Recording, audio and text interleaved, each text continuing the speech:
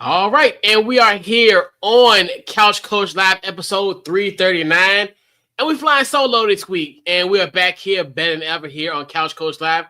Took a sabbatical, went on vacation, hit the West Coast, but we are back here on Couch Coach Live. Glad to be back. Wow, we got a great show lined up for you today. I'll give you some brief second NBA second round playoff, some takeaways, some brief takeaways. We'll talk a little NBA. We'll talk about that as well. Pack show. Obviously, we got to talk about George Pickens going to the Dallas Cowboys, and how it'll affect both the Cowboys and the Pittsburgh Steelers. We'll talk about that as well. Justin Tucker, the Baltimore Ravens kicker, was released this week. We'll talk about that. My thoughts on it. We'll read the statement, and also, what is the future for Justin Tucker? Like, is this going to be like the last stop there we see Justin Tucker in the National Football League? And we'll kind of we'll now discuss that as well too. Everybody's favorite nephew at this point. The talk of the NFL draft. It is Shedeur Sanders. We did not duck the smoke of it. Was on vacation. We'll talk about Shedeur Sanders a little bit about the number that he will be playing, the number that he'll be wearing for the Cleveland Browns. And speaking of other jerseys, we got to talk about the Abdul Carter, trying to figure out what number he should get, as he's been rejected twice by two Giants legends for that number. We'll talk about that on tonight's show. And then we definitely got to and we'll round out tonight with our game ball and our final thoughts. So what I'm gonna do, I'm gonna kick that intro, and I'll be right back here on Couch Coach Live. We'll be right back.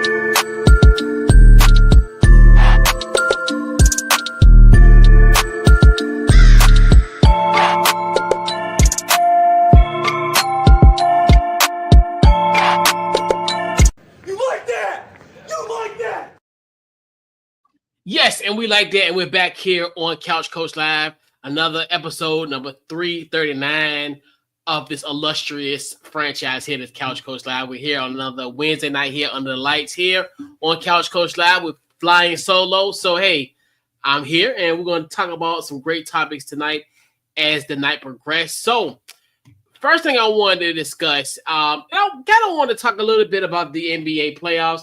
We really didn't get an opportunity to talk about the NBA playoffs in depth, obviously with the NFL draft 2 weeks ago. So we pretty much geared our focus towards the NFL draft. So I do want to kind of get my thoughts about the second round takeaways, and there's going to be some brief ones. Obviously, if you paid attention, and we're recording this live here on a Wednesday night, 8 o'clock Eastern Standard Time. So essentially, we're only really going to focus on the matchup that we've had in the previous games. We're not going to talk about anything that's happening tonight or what's going to happen between now and during the week, during the rest of the week. My first takeaway is all the road teams essentially won their opening game of the series. When you look at obviously with the Knicks winning on the road against Boston. The Golden State Warriors last night beating the Minnesota Timberwolves. The Pacers winning game 1 and game 2 in a row against Cleveland. And then also the Denver Nuggets. Winning a game over the Oklahoma City Thunder, pretty much giving the Thunder their first loss of the postseason. So definitely kind of one of those things where I think this hasn't happened in quite a long time. I know it has not happened in my lifetime in nearly 40 plus years. So this is definitely an unprecedented stretch for it. But these all games have been very competitive and very to the end. You look at even like we talked about this, I just alluded earlier, the Nuggets game that came down to Aaron Gordon buzzer beater. Last night, Tyrese Halliburton, after being down by so much, I think they were down by, I want to say like 7 with like 40-some seconds to go. He hits the game-winning 3 to give them a 120-119 win. And then you look at like what the Knicks did as far as in game 1 where they forced the overtime and then get the win in overtime. And then the Warriors essentially winning a game last night against Minnesota in convincing fashion. The game was not even as close as what the scoreboard suggested at the time. And then doing it without Steph Curry, who left early in the game with a hamstring injury and looks like he's to be out for at least a week. So one of those things where with the hamstring injury, they're probably going to reevaluate it in a week to see if he's good to go within a week. So a lot has transpired in the second round. One of my biggest takeaways was I wrong about the firing of Mike Malone? You look at it now where I questioned it a few weeks ago, obviously with Mike Malone being fired, 3 games left in the regular season, the final week of the NBA season, where I was thinking, hey, well, their season was going to be over in 2 weeks, so why does it matter? They persevered and won a 7-game series against the LA Clippers, and now they're 3 games away from potentially going to the Western Conference Finals. They had, obviously, with the win over the Clippers in Game 7, and then also a win against OKC, the number 1 seed in the Western Conference.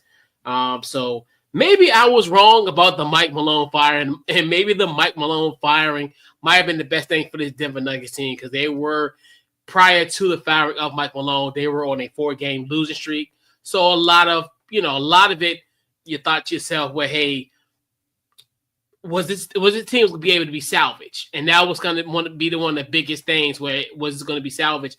And obviously, you're looking at now going forward, this season has been essentially been salvaged. I definitely thought this team was going to be like kind of one and done out the playoffs in the first round, but boy, was I wrong with that. And my other final takeaway is I don't know if the Cleveland Cavaliers can recover back from being down 0-2, especially in the nature that they put themselves in. Obviously, they led the game pretty much the whole entire game. I mean, really, you think to yourself that Halliburton 3 at the end was the Pacers' only really lead, a significant lead. Cleveland dominated that game. And for them to kind of have some of the blunders, especially at the end, you look at, especially in that final minute, you look at some of those questionable, when there's the free throws, not being able to box out and give Indiana like these free opportunity to the basket, especially that final play where the free throw was missed by Halliburton. He gets the rebound, takes it up top of the key, and then hits a 3 to win the game. Those are just effort plays, and that's kind of one of the things where it's like that could potentially eat Cleveland. That could eat away at you, and that's one of those things where now, as the series shifts to Indiana, do the Pacers close this Cavaliers team out? And that's one of the things where those significant plays, especially towards the end, those effort plays, and you give up those type of plays, and essentially that's the reason why you lost that game.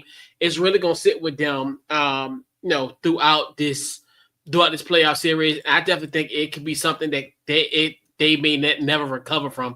Yes, they may win Game 3 on Friday, but I still think I still think that the Pacers pretty much got this series. It's going to be hard for Cleveland to kind of come back, especially being down 0-2, and you've had 2 home games, and you pretty much essentially had opportunities to win both of those games, where it could have been either way, where we could have been sitting here saying, hey, Game 3, Cleveland's up 2-0 versus Indiana being up 2-0, or the series could have been tied. So the complexion of the series has definitely changed, especially off of what happened last night, those 2 effort plays that kind of killed them at the end.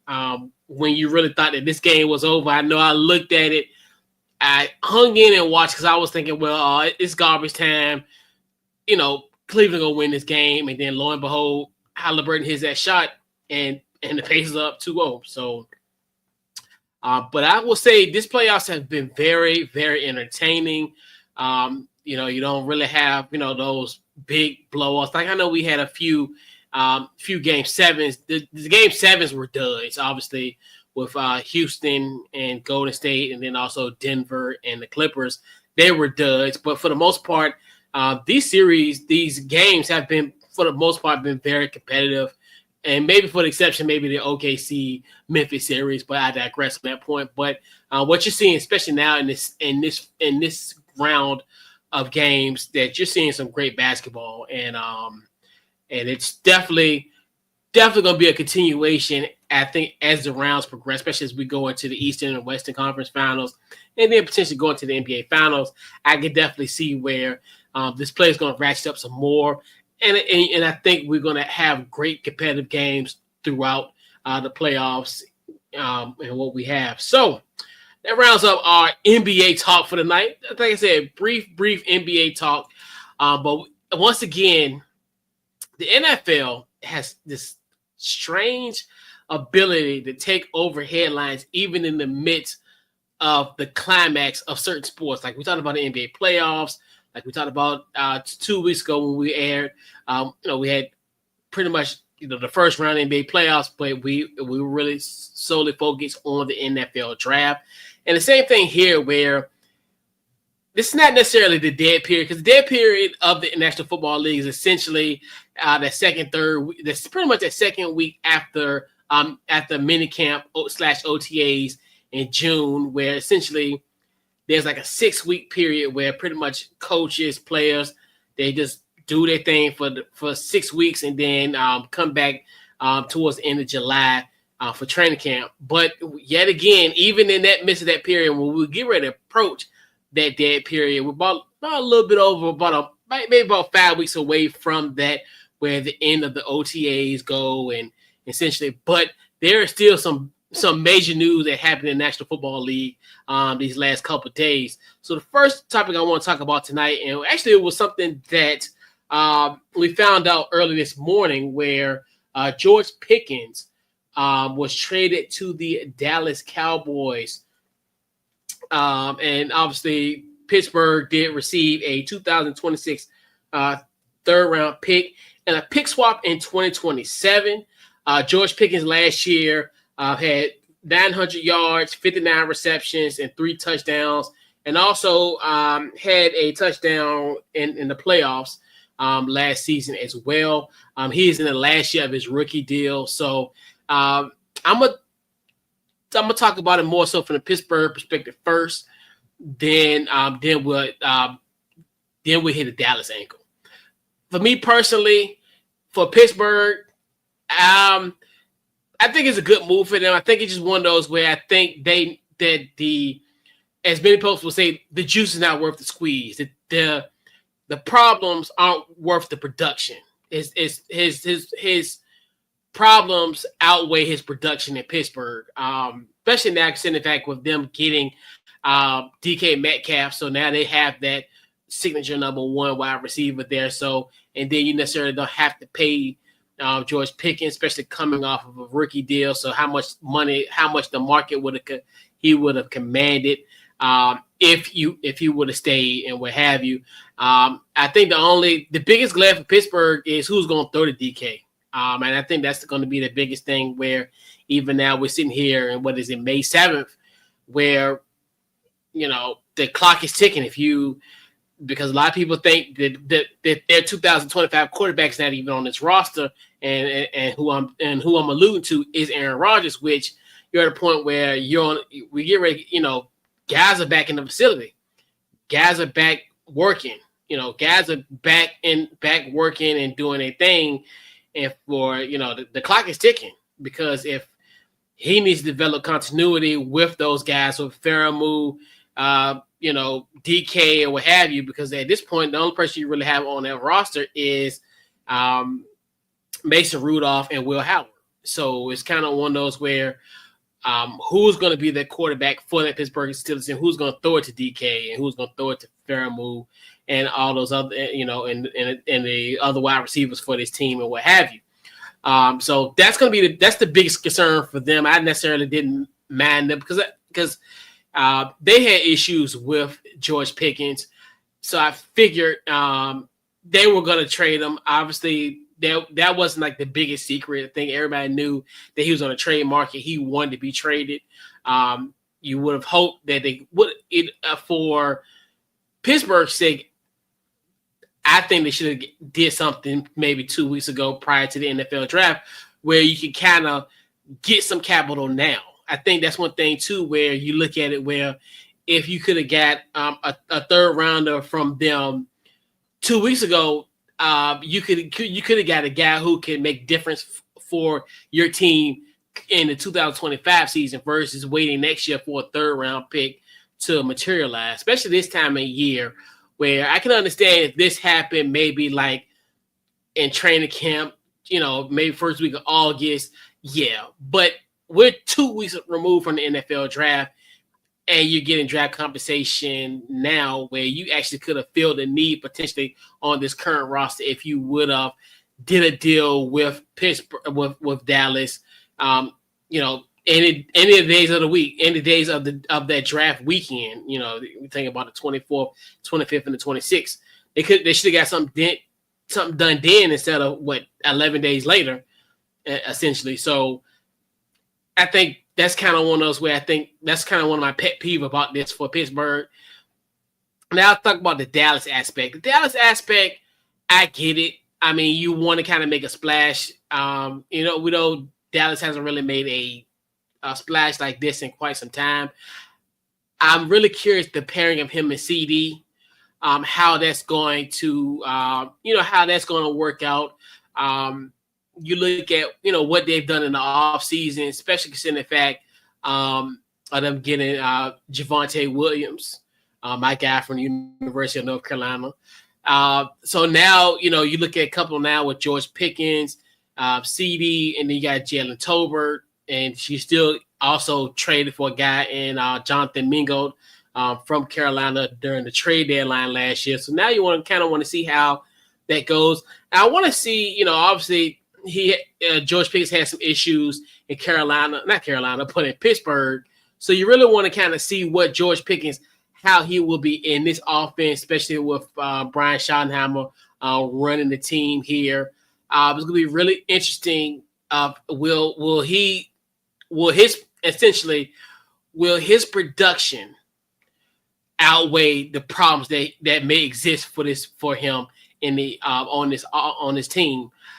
And you can only think to yourself, will he have that diva-like type of attitude in Dallas when he's not getting the ball, especially since you got a guy like a Dak Prescott there at the quarterback position. It's going to be really interesting of how this all going to play out. But the good thing with it though, it's a kick the tire type of move for the Dallas Cowboys. I don't necessarily think this is to me this is more of a low risk, high reward, because if he blows up and have if he becomes like this diva and he just becomes like this locker room cancer, you get rid of him. He's gone this season. So you're not confined to him for years to come. If it doesn't work out for Dallas, guess what? They can just cut loose. Hey, you only really sacrifice a Saturday pick essentially for next season and what have you. So it is definitely a low risk, high reward. So, it's one of the things where, hey, if he comes in and he balls out, he has the opportunity to potentially sign for them long term. It's just one of those where you have to make a splash like this, especially for Dallas. I mean, obviously their issue wasn't really their offense. The issue really was that run defense. But, but in my personal opinion, I like this move for Dallas because just some fact of, hey, you're just kicking the tires on him. There's expectations potentially for him to be, the Robin to the Batman and CD. But if it don't work out, you really don't lose much. So I think that's the kind of the beauty thing of this, where, hey, we can wash our hands with him next year. We're done. We don't have to worry about him if everything goes to shit. We can just wash our hands with him. And I think that's the thing where you look at it, and then obviously you got a lot of stuff pending. If it does happen, then you might have a problem next year of signing Micah next year and signing George Pickens. So, I mean, I think it's, to me, for Dallas, it's a good problem. So we shall see how that plays out. But I definitely, especially as a Commanders fan, will definitely see this in the fold for Dallas. So we'll really interested to see how that's all going to play out. So, we shall see. So we got to talk about, we talk about the NFL always provides us with something. There's never a dull week in the National Football League. And once again, we got to talk about this story here with Justin Tucker. Now, Justin Tucker was the former kicker of the Baltimore Ravens, and we all remember him. A 13-year career, came in 2012. Pretty much was around during the last Ravens Super Bowl victory in 2013 / during the 2012 season. So Justin Tucker was released yesterday. And if you've been kind of sleeping under a rock, or more so just ain't been paying attention to like what's going on with Justin Tucker, he now currently has 16 allegations stemming from sexual misconduct during massage therapy sessions. And this is all alleged. These are all essentially civil cases at this point, as we talk about it now, May 7th. No criminal cases for Justin Tucker, but more on a civil level. But it is what it is. So we'll kind of get into that. So Justin Tucker currently now is 35 years old. He was a 7-time Pro Bowler and made 5 All-Pro teams. Last year, he 73% field goal essentially percentage, as far as he made 73% of his kicks, which in his standards was a very, very low year for him. He at one point, he averaged prior going to the season was 89.1%. So pretty much Justin Tucker was pretty much automatic for the field goals, and kind of knew this was going to happen, obviously, with the drafting of Arizona kicker Tyler Loop. They drafted him in the 6th round. But more so of just the release, I wanted to kind of give you guys, essentially, I want to read the statement from Eric DeCosta, who is the Baltimore Ravens Executive Vice President and General Manager. And this is the words from Eric DeCosta. Sometimes football decisions are incredibly difficult, and this is one of those instances. Considering our current roster, we have made the tough decision to release Justin Tucker.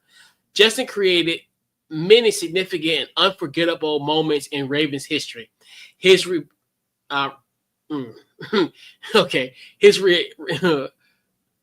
reliability, focus, drive, resilience, and extraordinary talent made him one of the league's best kickers for over a decade. We are grateful for Justin's many contributions while playing for the Ravens. We sincerely wish him and his family the very best in the next chapter of their lives.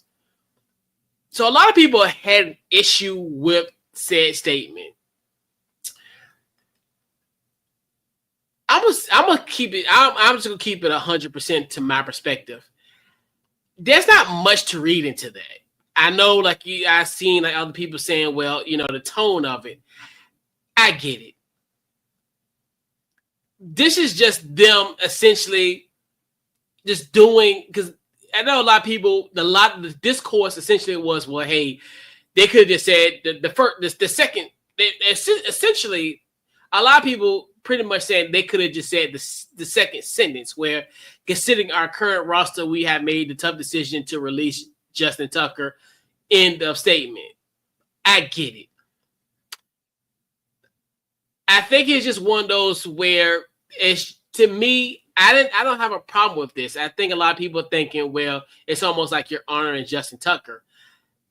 I don't necessarily think it's more so of honoring Justin Tucker as if he didn't deserve it. I think it's just one of those things where this is just how Baltimore roles. Hey, we're going in another direction. We want to kind of give him. We want to say something out the door, a statement for Justin Tucker, even despite everything that has allegedly transpired. There is still outside of what transpired. I think dating from 2016 to like present, or I forgot how many years of the 16 cases or what have you. I think Baltimore still said, hey, we still want to thank him for the contributions for what he has done in the past. And I think that's where it really stems from. I don't necessarily think it's one of those where and Baltimore essentially had to do this because you consider the fact, I think it was at an intersection. Like, to me, and I don't want to follow me when I say this. This may be taken out of context, but just follow me from line to line. This is almost eerily similar to kind of like the Ray Rice situation. Not necessarily saying that he both did the same thing, but more so of kind of how it was essentially not handled, but more so of, hey, when you looked at like how Ray Rice was prior to the video, they still kind of somewhat gave him a little bit of grace. But then once that video came out, they released him. But if you guys remember, Ray Rice's production kind of fell off. So it was a lot easier in a sense to kind of get rid of him because of, hey, like we talked about the George Pickens situation, where is the production higher than the problem that it produced? Because people got to understand, the NFL is not the morale police. And every time when these cases happen, the NFL, they should care about certain people, certain aspects, certain this. The NFL is not in the business to be the morale police. I'm going to just keep it a buck with you. I think the beauty thing about all this is self-awareness. If you realize how the NFL operates and how they roll, the better you can sleep at night. Don't expect the NFL, any of these organizations, to somewhat have the more high ground on cases of the situation. Remember, this is still a business, and it's a business based on production, and it is a "what have you done for me lately" type of situation. Same thing for Justin Tucker. I guarantee you, like you look at, like I talked about earlier, he was nailing almost nearly 90% of his kicks.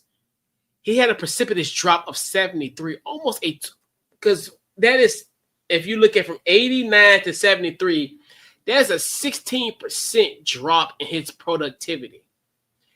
Then coupled with what's going on here,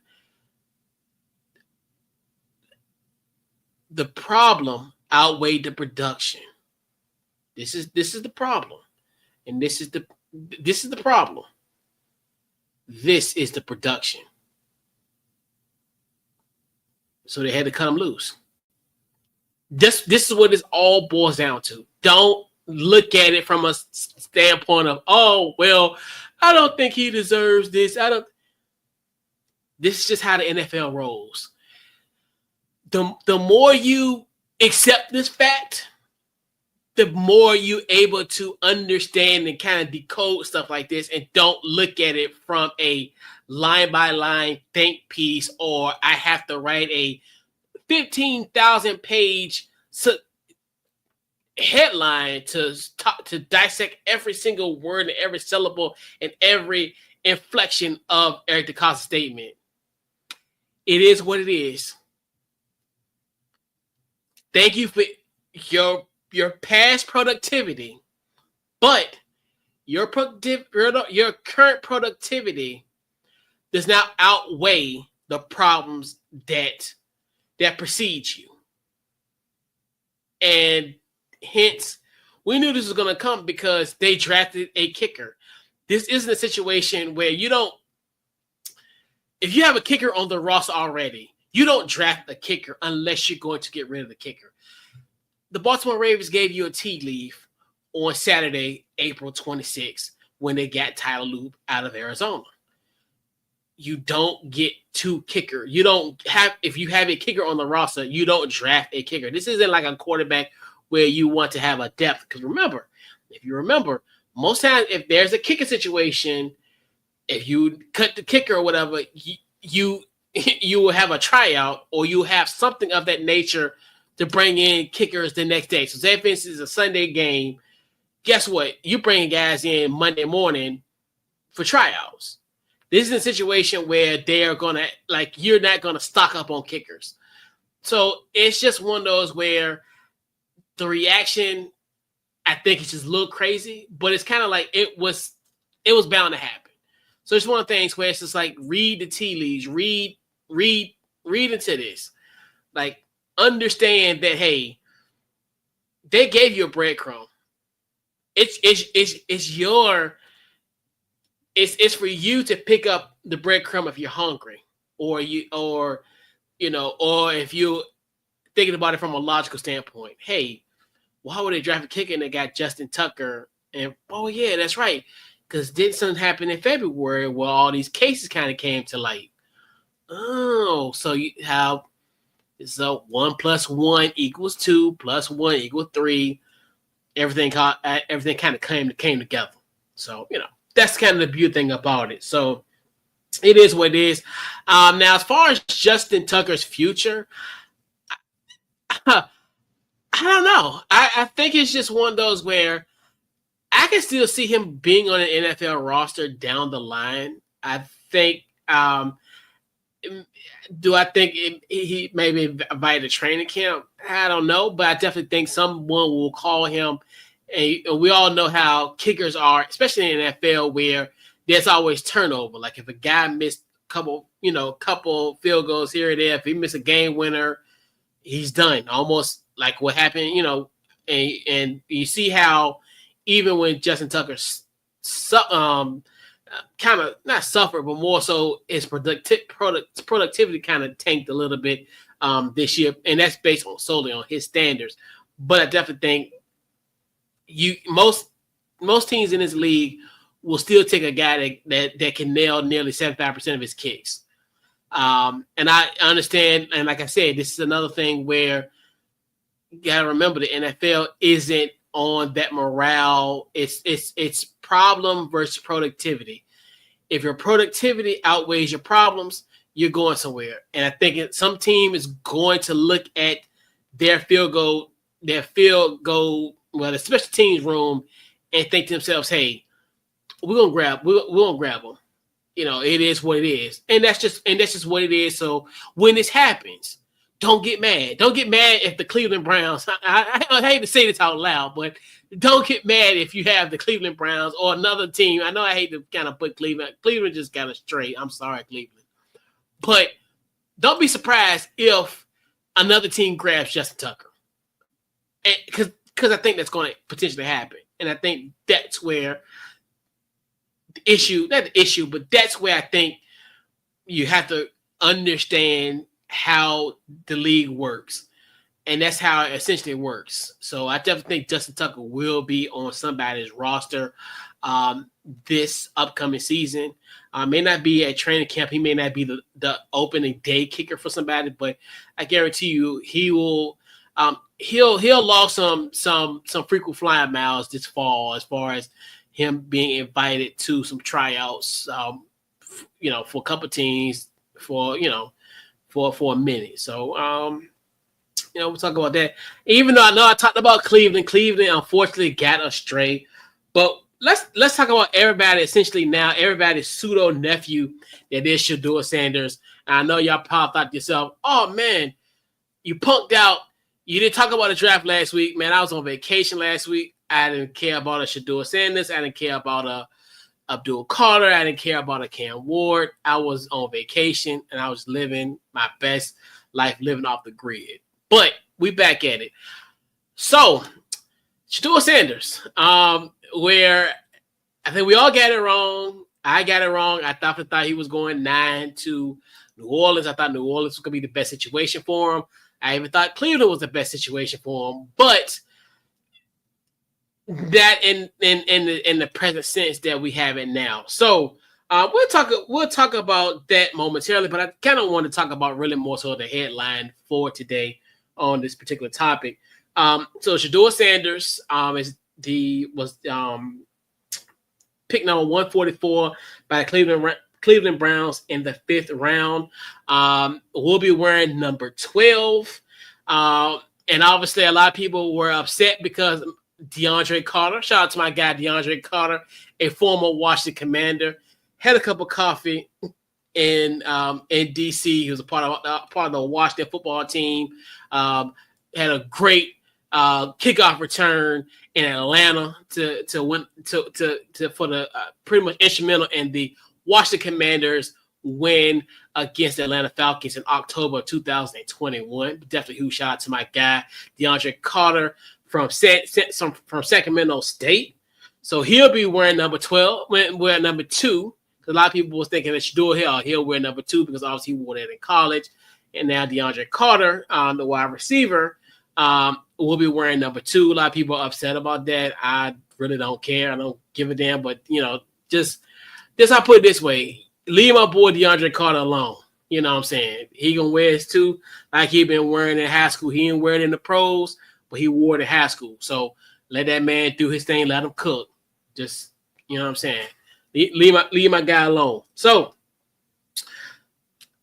I don't have a problem with him wearing number 12. I think number 12 would be a great it'd be great for him. I mean, he'll wear the same jersey as his idol, and Tom Brady. I definitely thought the number 12 was going to be potentially Travis Hunter, but obviously we know that the Cleveland Browns did trade that trade down to the 5th pick so Jacksonville could snag Travis Hunter. Yeah, I don't necessarily at this point in this situation, in this circumstance, I can give a damn what Shedeur Sanders wear. My biggest hope that he's make this football team. I look at it from the standpoint where that's my biggest concern now with Shedeur Sanders is, hey, will he make this team? Will he make this roster? That's my biggest concern. I don't care if he wears 0, 1, 99, 69, 89, whatever. I don't care. Because this is another situation where it really looks like a daunting task for him to make this football team. Because now you think to yourself, and let's look at it kind of now how, from my perspective, obviously, if you're looking down the quarterback chart, the depth chart, all right, you would assume QB1 is Joe Flacco. You signed Joe Flacco. So, you signed him prior to the draft. So, to me, he's going to be there at get ready to turn 40. QB2 is going to be Kenny Pickett. Now, Kenny Pickett is somebody that you traded for. You traded during DTR for essentially Kenny Pickett. Kenny Pickett is on the verge. He's at the end of his rookie deal. So that's another thing to kind of factor in.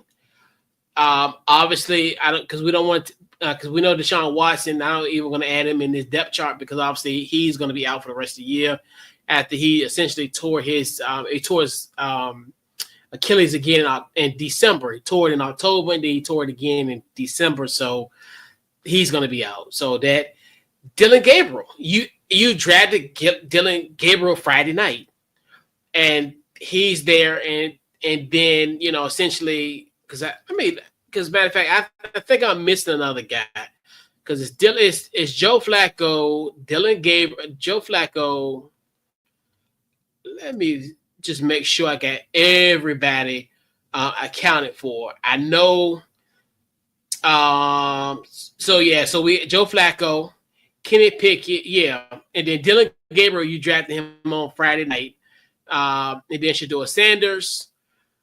And it's kind of one of those where it's going to be interesting if he makes this team because now, this isn't like a QB2 or QB3 situation. He's not going to have enough reps. And I think what I think potentially could happen for Shedeur, I think he'll probably be on the practice squad. I don't necessarily think he's going to make the initial 53-man roster. I think there's potentially that he'll probably be on the practice squad. I'm kind of hoping what can happen for Shedeur is essentially he'd be on the practice squad and somebody pick him up where he can be and we can have a legitimate future. Because I'm gonna keep honest with you. I don't see a formidable future for Shedeur as well, because obviously, as I mentioned earlier, the Travis Hunter, them trading down to get Jacksonville, to me, if you have another struggle like you in 2024, Cleveland's going to have a top draft pick. And then who's saying what's going to happen with Jacksonville? If Jacksonville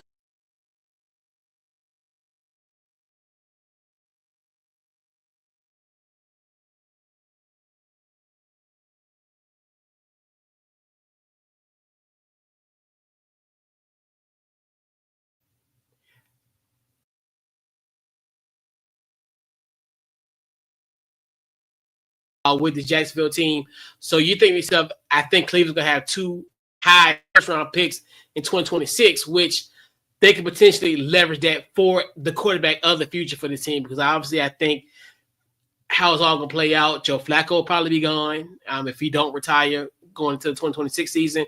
Kenny Pickett, he'll probably just sign somewhere else. And then, then you got Dylan Gabriel and then also Shedeur there, potentially. And then, obviously, I think they'll probably get Sean Watson, too. So, even going into 2026, I don't think their quarterback – I'll put it this way. I don't think their future quarterback is on this roster. I think their future quarterback is going to be in 2026.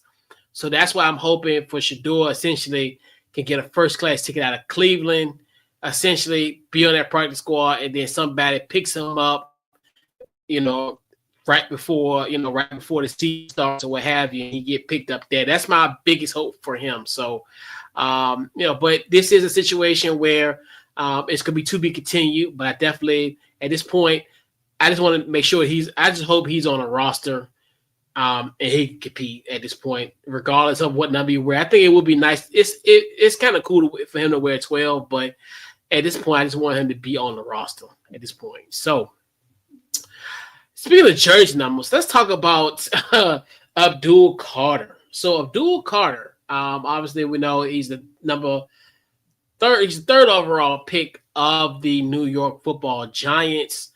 Penn State guy, wore number 11 at Penn State, and then so he asked the great Lawrence Taylor, can he wear the number 56?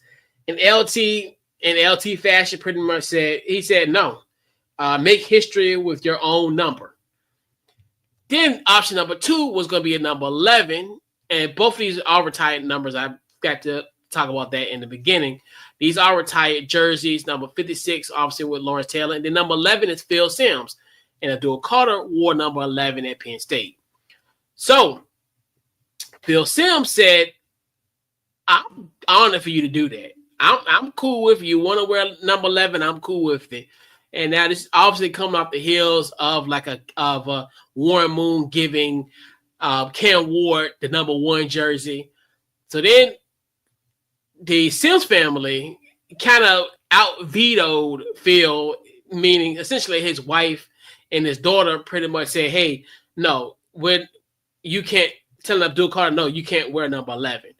And to me, I'm cool with that. I'm to a point where I'm always about like the tradition and about like, hey, if the jersey retired, it's off limits.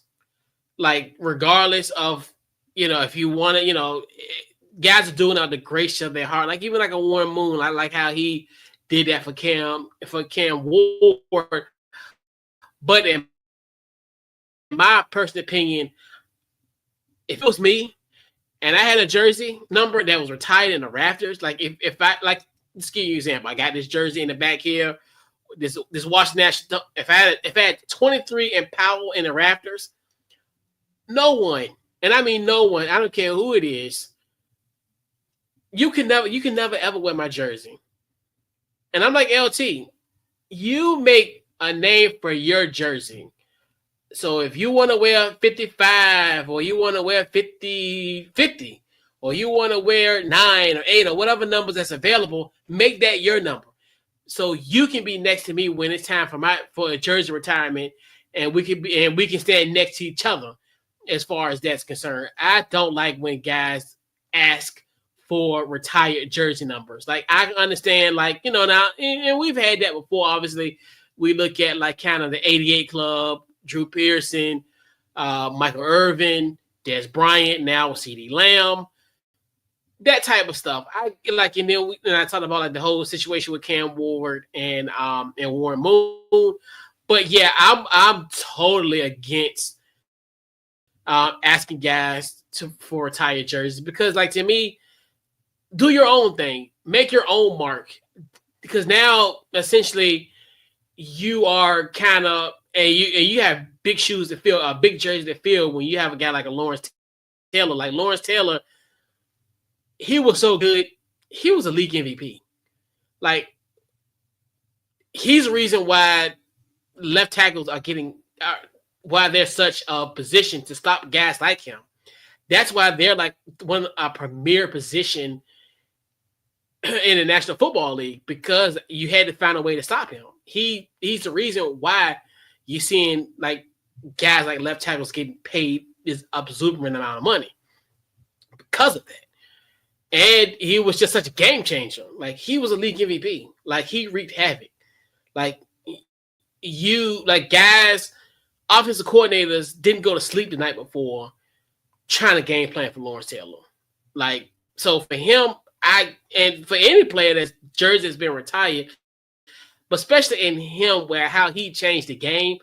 No, I don't want no one associated with that number 56, and it ain't Lawrence Taylor. Like, and I totally understand that, because he's the extreme. There's some guys that, okay, yeah, if you want to do that, that's fine. But like Lawrence Taylor, he's the greatest of all time. That's almost essentially like asking Jordan, like, if you play for the Chicago Bulls and say, hey, MJ, I want your number.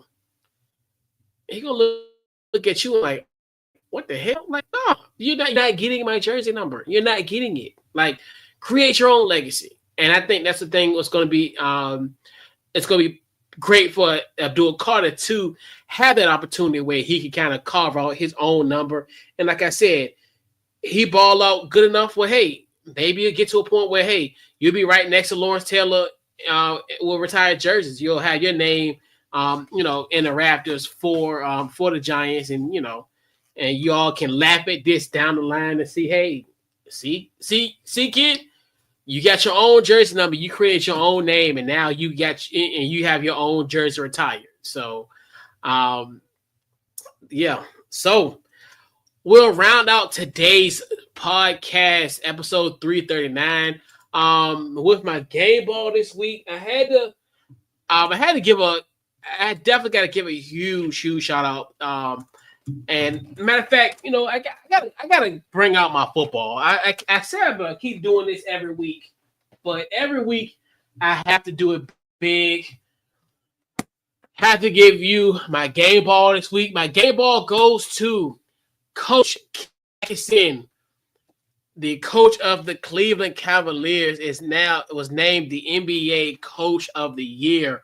What a great year. The Cleveland Cavaliers won 64 games this year. He had 59 out of the possible 100 first place votes. So he pretty much won this, the majority, essentially. Man, he started off 15 and 0.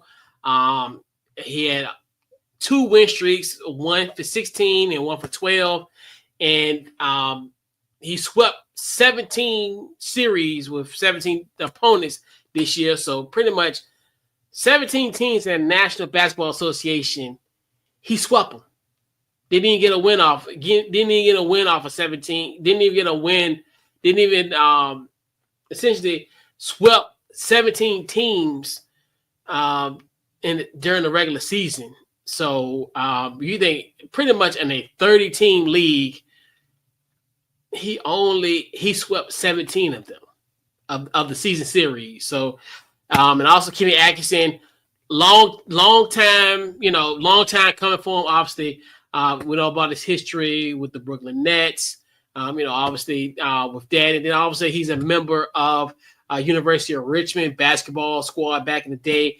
Led the elite, not the elite, but the Sweet 16 team back in the day in the late 80s. So definitely huge shout out to Kenny Atkinson. Well done, coach. Definitely appreciate. Definitely excited for you, coach. And hopefully you'll get a win on Friday night. Maybe, get the series, make it a series again. But before we head on out, social media, Facebook, Twitter, Instagram, Under Couch Coach Live. And pretty much check out the podcast any way you get your podcast. Apple, Spotify, we're there. And next week, we got 2 podcasts for the price of 1. We'll be back on Tuesday night. We'll be discussing the latest in the sports. And then we'll have a special Thursday night edition because NFL schedule release is coming out this time next week. So we definitely cannot wait for that. If you are a football fan like myself, this is when I can plan the rest of the calendar year, what I'll be doing for the remainder of the year after the month of from September to the end of the year. Definitely curious of how this all going to play out. We will dissect our favorite matchups going into the 2025 season. It'll be a great week next week here on Couch Coach Live, and we'll catch you guys on our next episode. This wraps up episode 339, and we're out.